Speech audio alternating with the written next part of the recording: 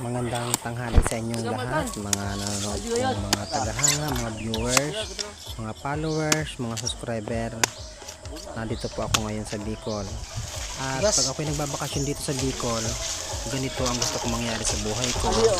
Ang magpakasaya sa buhay. Siyempre, ako naman ay walang asawa, pero may girlfriend ako. Yun nga lang, nasa ibang bansa. At shoutout sa iyo, Mami Rachel. At ito nga pala, nangangawit ng buko yung aking kapatid. At syempre, pinakisuyuan ko dahil gusto ng mga anak ko na magbuko. Ayan, tanghalin tapat, 12:30, press na press ang buko dito. Pag umuwi ka ng probinsya, huwag mong kalilimutan ang iyong pinanggalingan dahil kahit ano pa man, babalikan at babalikan natin dahil mas masaya dito at hindi magulo katulad sa Maynila. Sarap dito sa bukid, tanghalin tapat. Yan.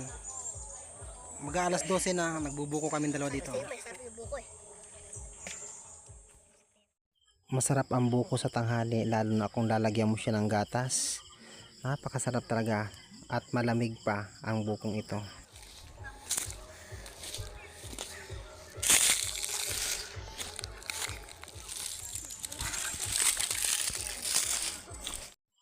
Sobrang saya ng dalawa kong anak dahil nakarating daw uli sila dito sa Bicol at sarap na sarap sila kumain ng buko.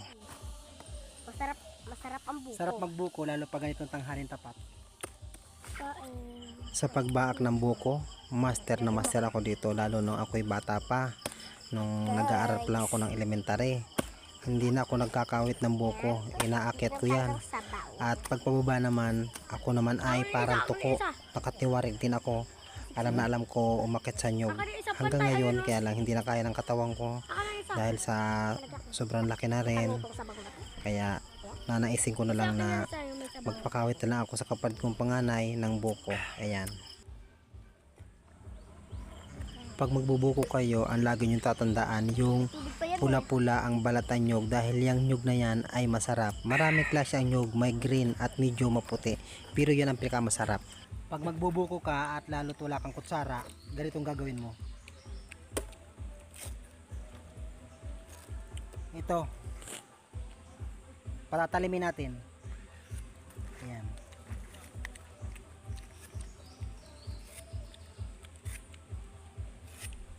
Alam nyo dito sa probinsya, sobrang sarap manirahan. Lalo kung masipag ka lang, kaya itong nyuga na ito ay malinis dahil gawa ng inararo ng kapatid ko para hindi na mapuluputan ng damo yung mga puno ng nyug at matanaw man kung mayroong kumukuha ng nyug na ibang tao. Pero ang nakatira dito sa nyuga na ito ay yung tatlo kong kapatid lang, kaya kahit paano magkakapitbahay sila. Nga, turo mo na walang kutsilyo.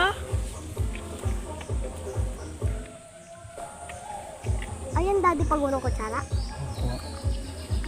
Ganito pag walang kutsara, itong gagamitin mo. Hindi, laglag mo, tutok mo pa. Ayan. Sarap. Yummy. Press na press buko na. Tara, samahan nyo ako dito at panoorin nyo ang vlog kong ito. Nagpapasalamat ako sa inyong lahat, ng mga followers ko at mga subscriber ko. Ang pangalan ko po sa Facebook ay Serdon Vlog at dito naman sa YouTube, Serdon Vlog TV at sa TikTok po ay Elber Serdon. Pakipollow na rin po at pakishare ng video ito kung saan man po ito makarating. At ganito po ang buhay sa probinsya, masaya, maaliwalas, tahimik.